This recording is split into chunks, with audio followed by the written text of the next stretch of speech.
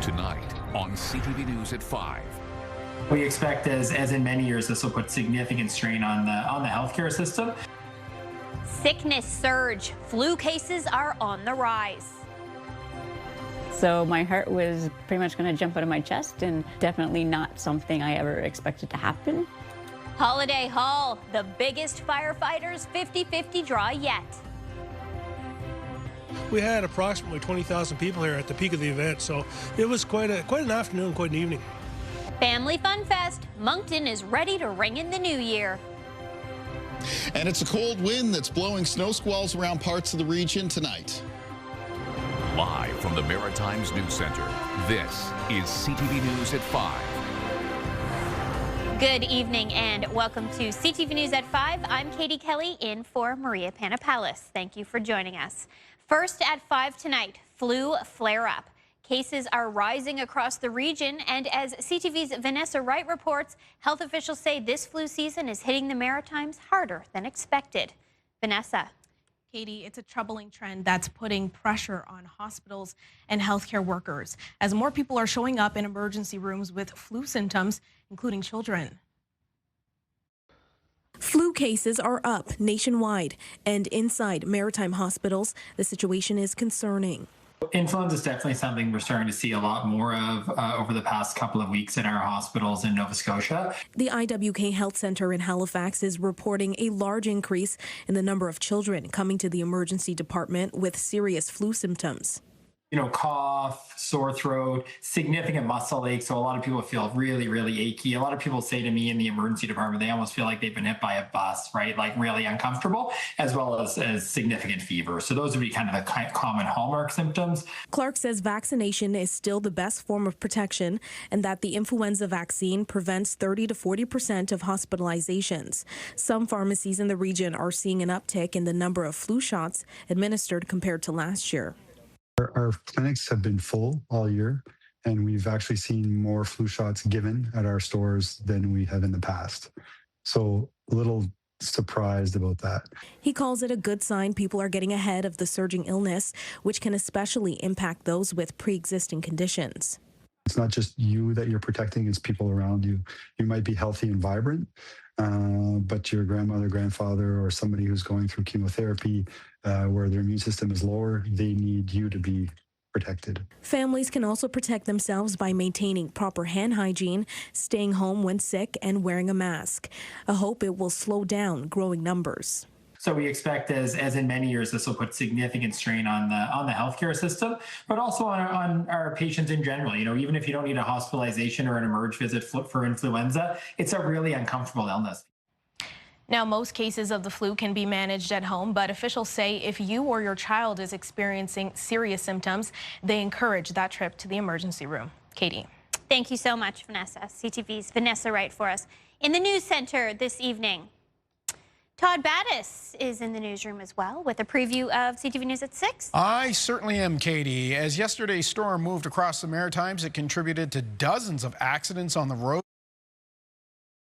At points throughout the evening. Today in Cape Breton, the high winds kept the ferry tied up. We'll get details on the weather event in your newscast. A City of Fredericton transit bus flipped on its side during all of this yesterday. Police say 5 people were on the bus at the time, including the driver. It wiped out a power pole. Coming up at 6, we'll hear from one of the passengers on that bus. And speaking of passengers, we'll take a trip out to the airport to find out how folks are doing with all the cancellations and delays. A man who spent nearly 40 years in custody here in Canada for killing a New Brunswick police officer is back in the United States. The Canada Border Services Agency confirmed Anthony Romeo was transferred to a U.S. Customs and Border Protection unit less than a month after he was granted day parole. We'll get the details from Hafsa Arif at 6 o'clock. All right, let's get back to the weather. Kayla Mitchell has returned to the Weather Center. after a bit of time off for the holidays, and it couldn't have arrived in a better time, Caleb. Yeah, that weather system that made its way through yesterday, that was an everything in the kitchen sink type of weather system for the Maritimes. Northern areas of New Brunswick picked up some snow, 10 to 20 centimeters. Other parts of the region, a significant prolonged mixture of ice pellets, freezing rain, and eventually turning over to some rain along with some high and gusty winds. We continue to feel the effects of that weather system today in the region. We're on the back side of it, but now we're into a gusty and colder west wind that's coming in off the continent. So most of the temperatures right now sitting a few to several degrees below the freezing mark, some in the minus double digits in the west of New Brunswick. It's going to continue to get colder this evening and tonight. Only a few holdouts on the plus side of the scale around eastern areas of Nova Scotia, especially into Cape Breton, where there's some temperatures around +1, +2. Wind chill already making a feel in some cases between around -10 and -20. Wind chill is going to be a factor as we make our way through tonight.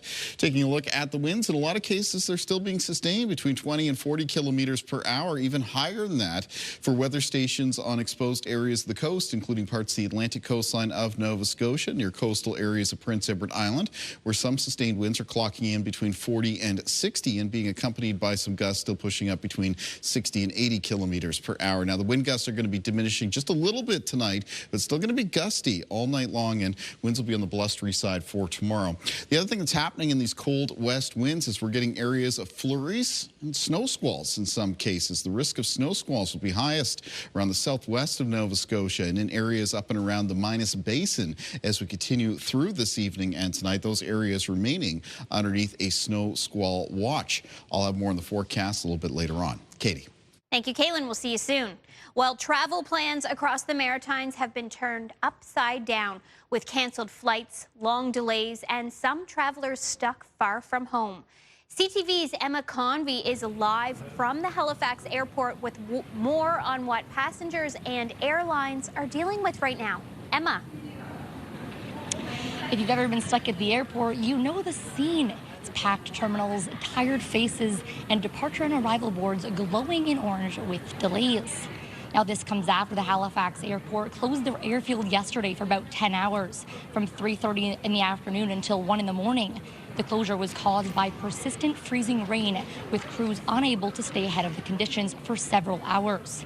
Around 50 flights were canceled or diverted, and for many travelers, these disruptions have spilled into today. We are just loving Nova Scotia in the sense of taking advantage of the opportunity to visit more of Halifax. It's supposed to be going to the Florida Keys, so we're crossing our fingers. We'll get out. We're supposed to be there now. The problem I have is I'm on a lot of medications, and I ran out last night. I don't like it because then you're like, all your things on your schedule just get delayed. Some airlines have added more flights to help with the backlog, but there are still a number of people sitting around waiting on new flights and others waiting on their continued delays. Katie. Thank you so much, Emma. CTV's Emma Convey for us at the Halifax airport, and Emma will return on CTV News at 6 with more updates. Well, just ahead, we meet the winner of the biggest Firefighters 50-50 draw yet, and we also have this story. I'm Derek Haggett at the Avenir Center in Moncton. Do you have New Year's Eve plans yet? Are you still trying to figure out what you're going to do? Well, the city has got you covered. And not just for the grown-ups, for the kiddos, too. I'll give you all the party details coming up. Thanks to your tremendous generosity, thousands of Maritime children will once again have a happy Christmas. Please honor your pledge for the Christmas Daddies Telethon in person, online, or you can always send us a check. Merry Christmas and thank you from all of us at Christmas Daddies. In the basement, singing songs, here we turn the PA on. This year's Order of Nova Scotia recipients have been revealed, with Joel Plaskett among those receiving the province's highest honor. The Dartmouth songwriter, producer, and mentor is being recognized for his lasting contributions to music and community. He's joined by 5 other Nova Scotians, including former Premier Darrell Dexter, entrepreneur Jack Fleming, community leader Rankin McSweden, and educator and human rights advocate Carolyn G. Thomas. A ceremony will be held at Government House this spring. Congratulations to all. Now, big congratulations goes this way, too. 1 ticket, 1 draw, and a life life-changing win. A local woman is celebrating a $2 million prize after winning the biggest Firefighters 50-50 draw yet. As CTV's Mike Lamb shows us, the money raised continues to support crews across the region. Hi, my name is Tracy DeWolf. I am the latest winner of the Firefighter 50-50, around $2.3 million. So I bought the ticket Friday night around 6:30, and the draw happened at 9, so I got the phone call probably about 20 after 9. Hello? Hi, can I speak with Tracy DeWolf, please? Speaking. Hi, Tracy. It's Richard calling from the Amherst Firefighters Association. Hope you're having nice holidays. I might be after I talk to you.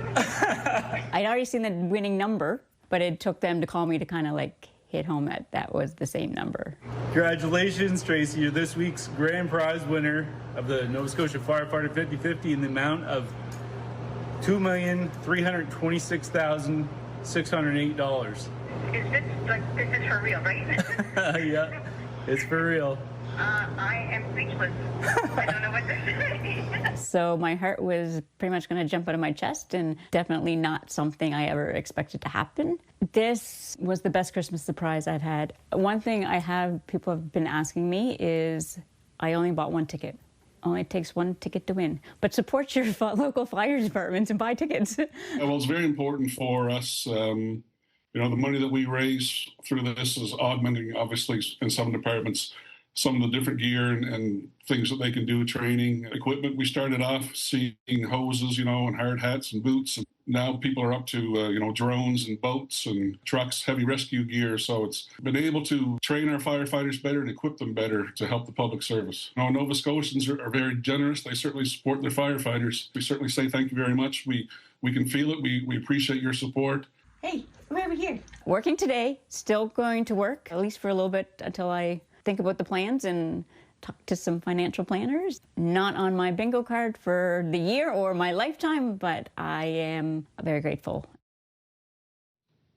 I would be speechless. I'm almost speechless just through her. I'm guessing those dogs are going to be good for treats for the foreseeable future. I bet. And I have to shout out, I saw she had an Eastern Shore sweater on, so maybe we're related. You could investigate. Wishful thinking there, Katie? I think it's just wishful thinking. Congratulations to Tracy, and congratulations to the firefighters as well, because that's incredible. They get that much money for their local stations as well. So it's just huge win-win all the way around. Weather less than incredible yesterday in the Maritimes. That was a wintry mix that had to make its way through. There was snow, there was ice pellets, there was extensive freezing rain, and rain, in some cases some high and gusty winds that continued for some areas today. Looking at a plow making its way through downtown Moncton here during the lunch hour. I'll have more on the forecast after the break.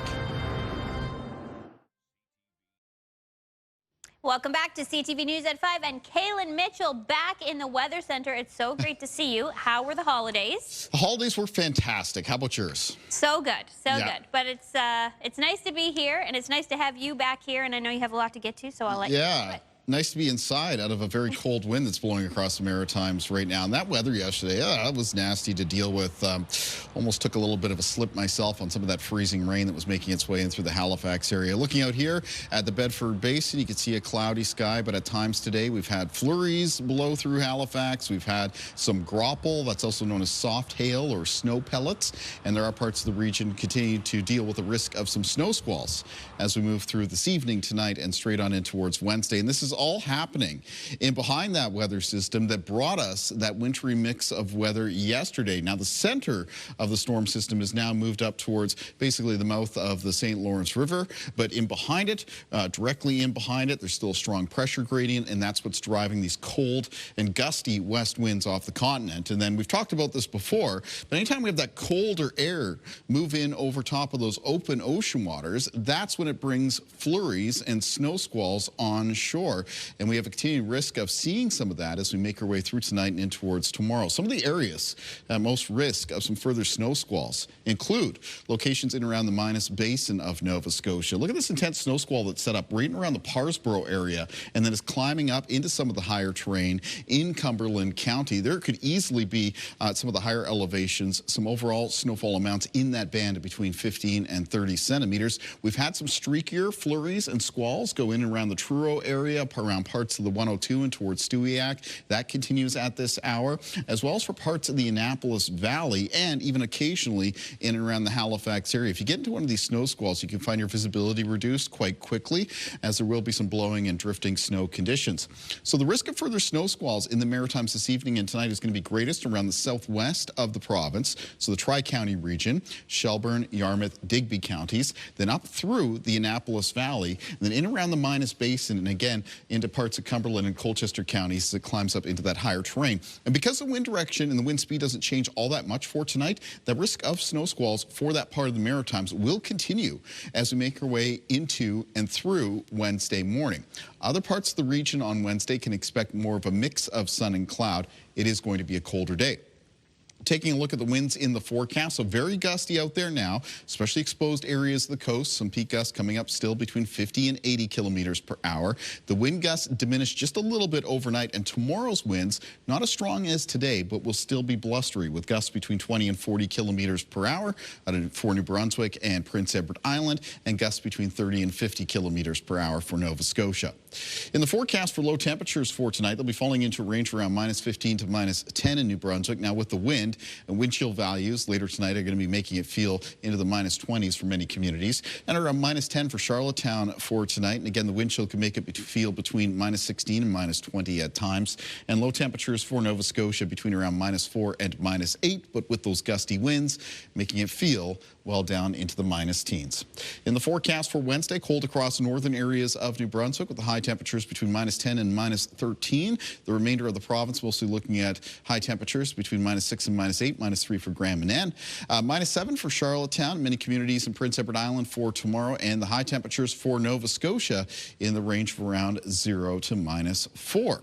All right, let's take a look at our weather watcher for tonight, and tonight's weather watcher is coming in from a student from Sycamore Elementary in Sackville, Nova Scotia. The student has sent us a winter painting of some animals wandering around here on a snowy winter day. Nice looking snowman there as well.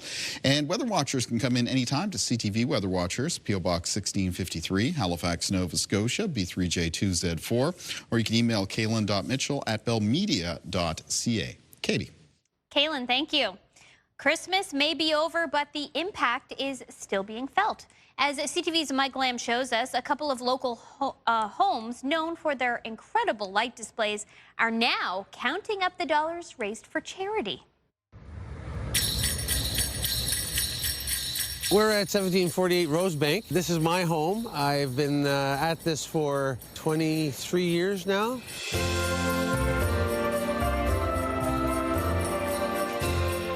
This year's been excellent. Every year has been a little bit more. We've had a lot of people through. It's a lot to put this up, but when it's done, to see the looks on people's faces and the enjoyment, that makes it all kind of worth it. There's QR codes, so we're not quite sure how much we raised this year. SOS is the largest one, and it generates funds for anybody in Nova Scotia. So we've been doing that for several years now. Wonderful people, and we've had a great year this year. Huge amount, like on the order of $34,000. Wow, and thank you.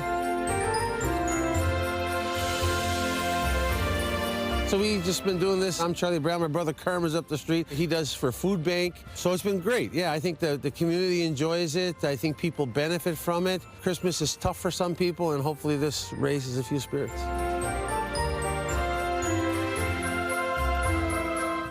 And thank you for putting all that work in. That's a lot of lights and brings a lot of happiness to Maritimers every single year. So thank you so much to both Carmen and Nick. You can always find their lit houses on Connaught Street every year, a Christmas tradition for many. All right, we're going to take one more short break. Still to come, we're getting ready to ring in the new year now. Last year, we had approximately 20,000 people here at the peak of the event, so it was quite an afternoon, quite an evening. Thousands are expected as downtown Moncton kicks off a full day of New Year's Eve family fun. Welcome 2026. Next. Mornings with Aaron and Peter. Move family, make plans to spend every morning with us from 5:30 to 10. We promise to start your day with a smile and feeling great about what's ahead.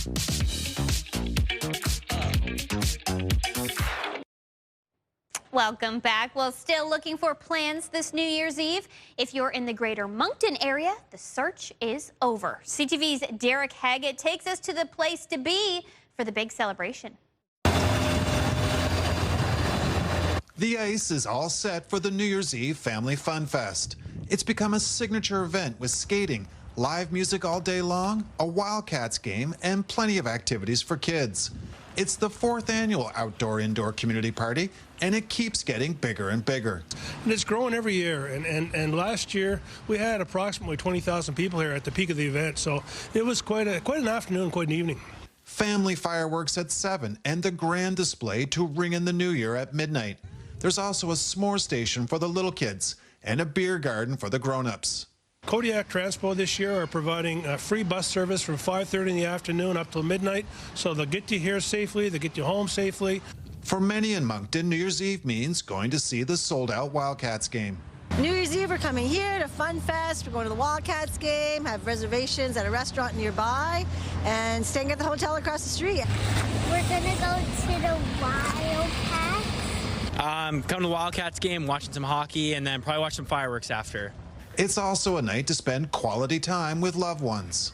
Tomorrow, I will celebrate with my friends, with my family, together, eat a lot. I'm going to link up with some friends, you know, celebrate the new year, and just have a good time. I'm planning to come here with my kids, and also we'll watch the fireworks. For others, it's a travel day. We're going to fly back to Alberta in Calgary and spend it with some friends out that way. We're going to see a hockey game, the regiment against the Sea Dogs in St. John. Lots to see and do on the biggest party night of the year. Derek Haggett, CTV News, Moncton. You got very excited when he mentioned s'mores. I was like, I would go for an adult s'more station. I love s'mores. I usually only do them in the summertime when I'm out camping, but winter s'mores sounds great. Before s'mores tomorrow night, you will be back here. Yeah, at 6. We'll talk more about weather conditions coming up for New Year's Eve in the Maritimes and the potential for some New Year's Day snow. Bundle up for New Year's Eve activities, though. It is going to be cold. Winds will be a little bit blustery. There is no CTV News at 5 tomorrow, but we will be back on Friday. But please join us back here for CTV News at 6.